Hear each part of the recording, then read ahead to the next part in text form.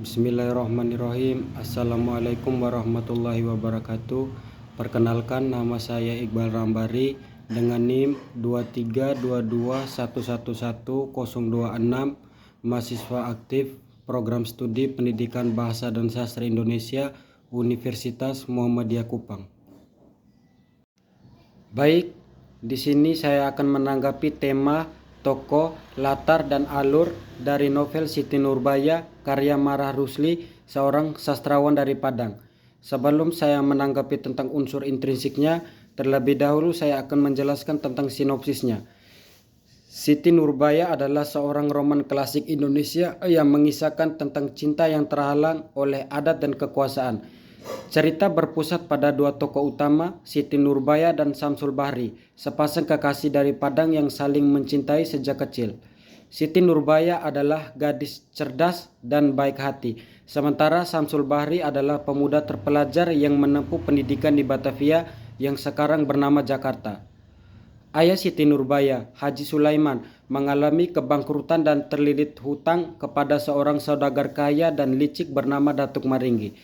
Demi menyelamatkan ayahnya, Siti Nurbaya terpaksa menikah dengan Datuk Maringgi, meskipun hatinya hanya untuk Samsul Bahri. Kehidupan rumah tangganya penuh penderitaan dan tekanan. Sementara itu, Samsul Bahri yang patah hati melanjutkan hidupnya sebagai tentara pemerintah kolonial Belanda. Konflik memuncak ketika Datuk Maringgi memberontak terhadap pemerintah dan Samsul Bahri sebagai tentara harus menghadapi mertuanya sendiri. Dalam peristiwa tragis, Siti Nurbaya akhirnya meninggal karena diracun dan kisah cinta mereka pun berakhir. Demikian sinopsis dari novel Siti Nurbaya.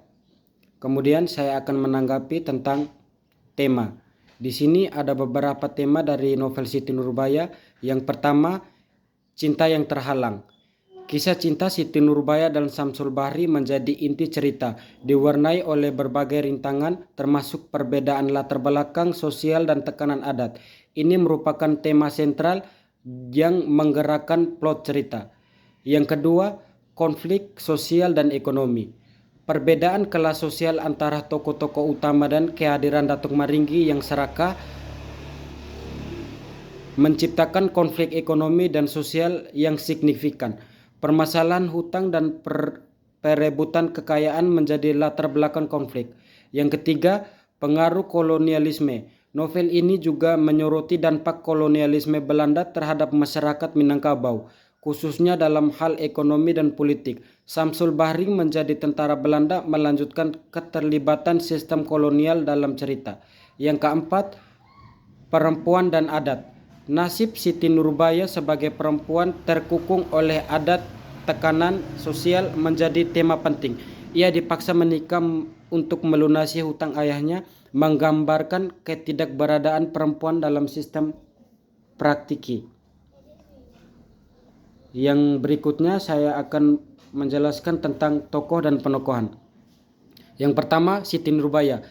Sebagai tokoh utama, digambarkan sebagai perempuan yang baik hati, setia, dan rela berkorban untuk keluarganya.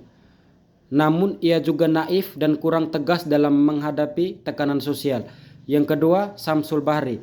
Kekasih Siti Nurbaya, berwatak baik, bijaksana, dan setia. Ia merupakan tokoh yang idealis dan berjuang untuk cintanya. Yang ketiga, Datuk Maringgi. Tokoh antagonis digambarkan sebagai orang yang kaya, serakah, dan kejam. Ia menjadi penghambat Siti Nurbaya dan Samsul Bahri. Yang keempat, Baginda Sulaiman dan Sultan Mahmud Syah.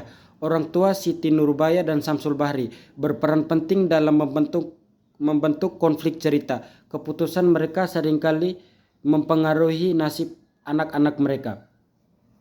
Yang berikut saya akan menanggapi tentang latar.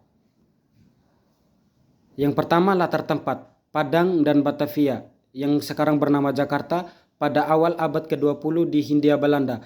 Perbedaan latar tempat ini mencerminkan perbedaan budaya dan kehidupan tokoh. Yang kedua, latar waktu. Awal abad ke-20, masa Hindia Belanda yang ditandai